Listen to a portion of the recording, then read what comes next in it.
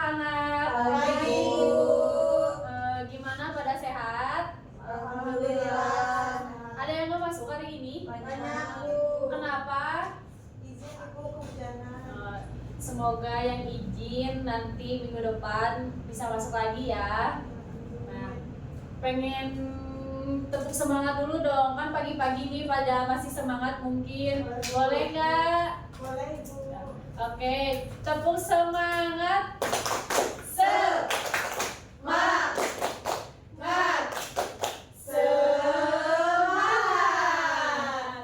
Baik, di sini Ibu akan menjelaskan tentang IPA di kelas 5. Yang itu yang topik yang akan dibahas yaitu tentang rantai makanan. Nah, di sini ada tujuan pembelajaran. Yang pertama, mampu mengetahui apa itu rantai makanan. Jadi di sini kalian itu akan belajar bagaimana cara misalnya katak makan apa, kemudian dimakan sama apa, seperti itu. Kemudian kedua, mampu menentukan peran makhluk hidup dalam suatu rantai makanan. Yang ketiga, mampu membuat rantai makanan di lingkungan sekitar. Yang keempat, yang terakhir, mampu membuat jaring-jaring makanan pada suatu ekosistem. Nah, di sini ada rantai makanan. Ini apa? Kelinci.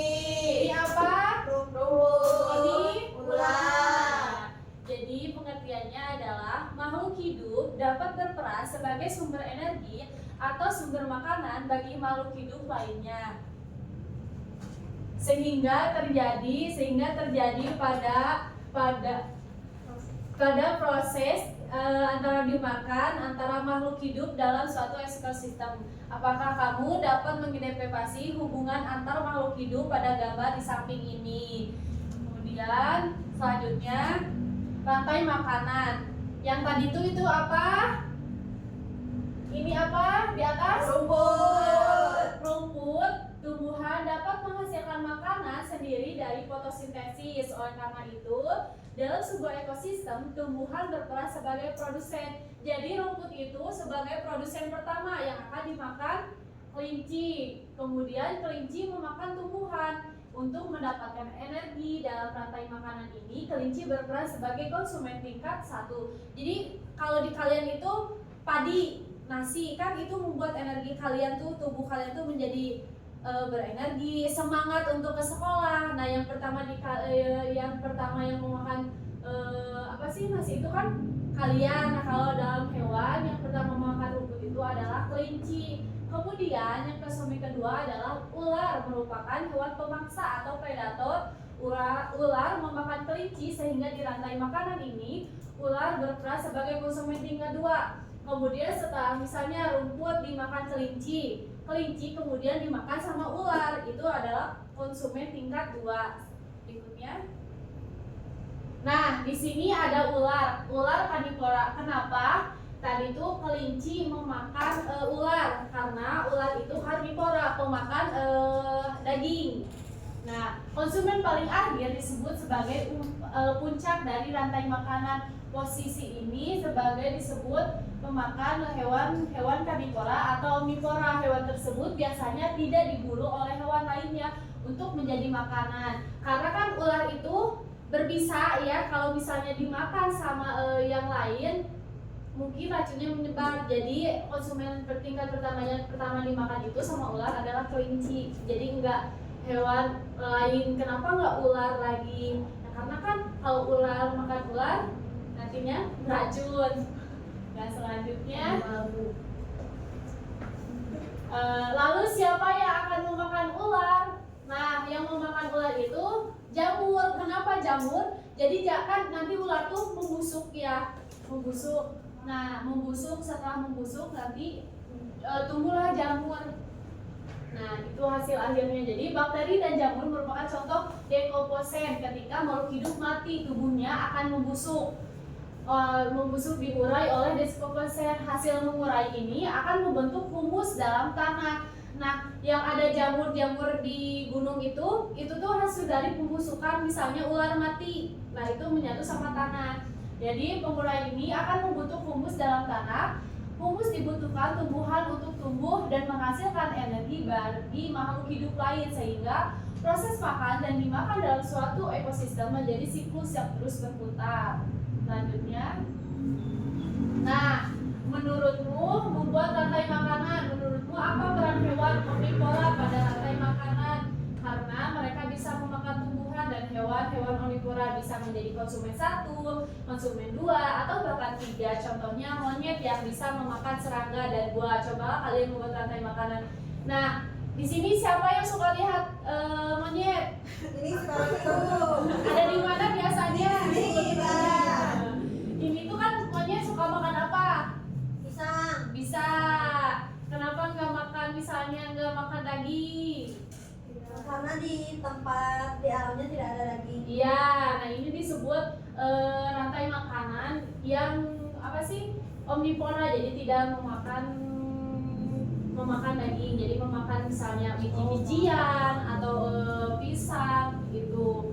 Selanjutnya, nah di sini ada rantai makanan di laut. Tadi itu kan di darat, omnivora. Nah, ini di laut. Yang pertama, pada ekosistem laut yang berperan sebagai produsen adalah tumbuhan yang tidak terlihat oleh mata kita, namanya fitoplankton dan jumlahnya sangat banyak di laut. Selain fitoplankton, rumput laut dan lamun juga termasuk produsen ekosistem laut. Organisme ini hidup di permukaan air laut karena butuh sinar matahari untuk fotosintesis. Nah kan tadi kalau monyet itu kan makannya omnivora, kayak rumput apa sih? Pisang, biji-bijian. Nah kalau ini yang hidup di air atau di laut, misalnya fitoplankton. Kalian belum pernah ya lihat fitoplankton? Yang ada di SpongeBob. Iya, itu kan partikel kecil ya, yang kecil. Nah kemudian di sama zooplankton, apa zooplankton? Nggak tahu. Itu iya, ini seperti cumi-cumi gitu. Iya. Kemudian dimakan sama ikan kecil. Tahu kayak Nemo yang bilang, nah, udah Ke belakang. boleh ikan kecil. Kemudian dimakan sama ikan sedang. Itu kayak pindang bandeng.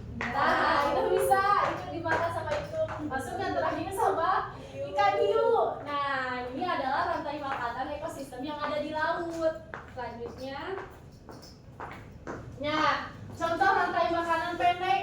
Kenapa pendek? Soalnya kan kalau gajah dimakan nggak bisa lagi nih. Jadi cuma sampai gajah. Jadi gajah tuh makannya cuma rumput, kemudian makan bisa biji-bijian seperti monyet tadi. Nah, jadi ini ada pengertian gajah. Di sini rantai makanan tidak selalu terdiri dari urutan atau proses yang panjang yang kayak tadi di laut. Jadi cuma gajah mas sampai gajah aja. Nah, karena ukurannya yang besar, gajah dewasa tidak memiliki predator alami. Gajah memakan berbagai jenis tumbuhan termasuk rumput dan daun pohon akasia di padang rumput. Selanjutnya, nah kalau ini contoh makanan rantai pendek. Di sini siapa? Ini siapa? Ini apa? Gagakku. Burung. Nah, ini makan apa ini?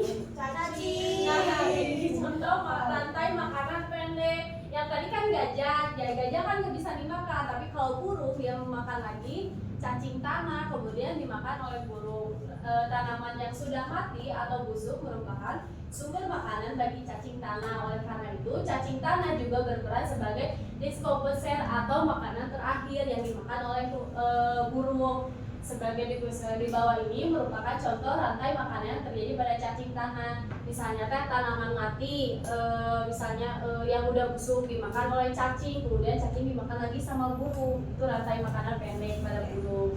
Selanjutnya, nah dalam ekosistem yang luas seperti hutan terdapat berbagai komponen biotik. Hal ini menyebabkan produsen dapat dimakan oleh lebih dari satu konsumen. Begitu pula sebaliknya, konsumen dapat memangsa lebih dari satu jenis hewan. Lalu bagaimana proses rantai makanan terbentuk dalam ekosistem yang memiliki banyak jenis hewan dan tumbuhan?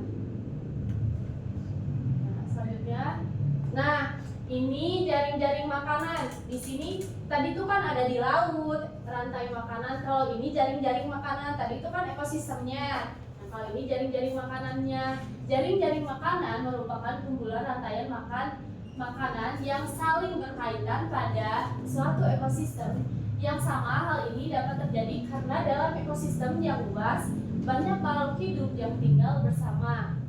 Ini apa? Bunga dimakan sama Semut. kemudian semut dimakan sama Kupu-kupu. kemudian kupu-kupu dimakan sama Kumbang. udah kumbang. Laba-laba. Nah, ini adalah jaring-jaring makanan. Selanjutnya, nah ini ada contoh jaring-jaring makanan produsen. Produsen bisa nih, misalnya konsumen tingkat satunya ke bunga. Bunga itu kan dari sari pati makanannya langsung dimakan sama bunga itu bisa. Jadi nggak lewat dulu semut, tapi ke bunga juga langsung. Ada beberapa rantai makanan yang ada pada jaring-jaring makanan di atas. Jika kalian perhatikan, laba-laba berperan sebagai konsumen 2 dan konsumen 3.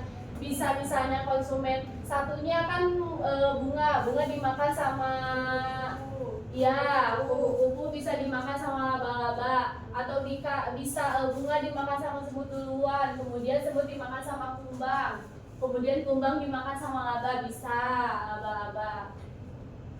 Selanjutnya, nah rantai makanan, proses makanan dan dimakan antar makhluk hidup, sedangkan produsen penghasil makanan bagi konsumen atau makhluk hidup lainnya. Sedangkan kalau konsumen adalah makhluk hidup yang memakan makhluk hidup lainnya. Jadi kayak tadi yang ekosistem di laut itu kan termasuk konsumen nih, rantai makanan di laut. Nah kalau deskonser itu yang tidak bisa lagi dimakan, contohnya kayak gajah, itu kan yang terakhir. Sedangkan humus yang sisa-sisa dari bangkai hewan dan tumbuhan yang sudah terurai, misalnya kayak tadi ular, itu kan nantinya tuh akhirnya tuh bakal jadi jamur atau humus. Nah itu nggak bisa lagi. Selanjutnya, nah ini ada humus, kosakata, ada plankton atau tumbuhan berukuran sangat kecil yang hidup di dalam air yang tadi yang akhirnya dimakan sama hiu. Kan pertamanya dia makan plankton dulu. Nah kemudian zooplankton, hewan berukuran kecil yang ada di laut. Yang kemudian ada lamun, tumbuhan yang hidup di laut atau di laut dangkal. Yang terakhir ada organisme, segala jenis makhluk hidup. Yang terakhir yang barusan jaring makanan yang seperti kupu-kupu, kemudian laba-laba. Itu adalah kumpulan rantai makanan yang saling berkaitan yang ada pada satu ekosistem yang sama. Nah dari sini ada nggak yang mau ditanyakan, misalnya udah ngerti nggak ekosistem tuh? Jadi kalau ekosistem laut apa aja coba? Zooplankton, terus apa lagi? Lamun, terus apa lagi? Fitoplankton. Oke. Kalau yang rantai makanan tadi ada apa? Kumbang, semut, bunga, kupu-kupu, laba-laba. Oke, berarti kalian udah paham ya sampai ini? Paham. Ibu pengen kalian kerjain LKPD berkelompok ya, nanti hasilnya ke ibuin, pengen presentasiin boleh? Boleh. Nah di sini tuh ibu pengen lihat dulu ya contohnya. Di sini tuh kan ada beberapa konsumen yang tadi ibu udah jelaskan. Nah misalnya di sini rumput tuh sebagai apa? Kemudian misalnya belalang sebagai konsumen apa? Kemudian katak sebagai konsumen apa? Setelah katak dimakan sama ular itu konsumen apa? Kemudian ular itu kan dimakan lagi sama elang konsumen apa? Dan kemudian yang terakhir ada konsumen deskonser atau konsumen terakhir. Boleh ya dikerjakan? Cukup 2 menit? Cukup ibu. Apa? Ini gimana bu?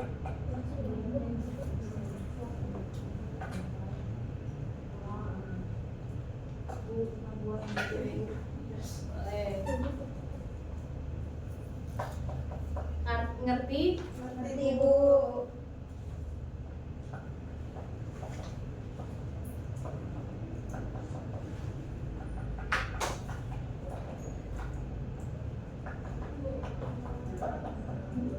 Udah belum? Udah sudah ibu. Boleh, ibu pengennya perwakilan dari satu kelompoknya untuk maju ke depan buat hasil presentasi dari rantai makanan yang telah kalian bacakan. Satu orang tiap kelompok.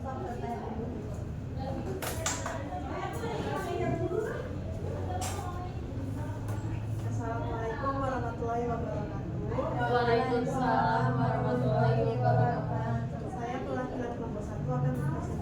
spesifikasinya.